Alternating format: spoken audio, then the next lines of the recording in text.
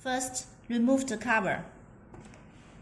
You will find the through screws here, input lifeline, output lifeline, and neutral line. You can connect cables like this way.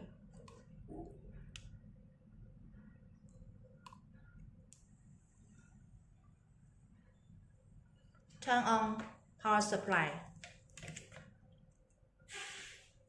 You can remote control your light by mobile phone. Turn off. Turn on. Change brightness.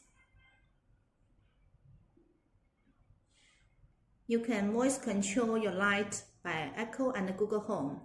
Alexa, turn on dimmer switch. Okay.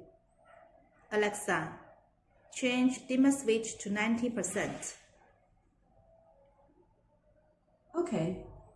Alexa, turn off dimmer switch. Okay.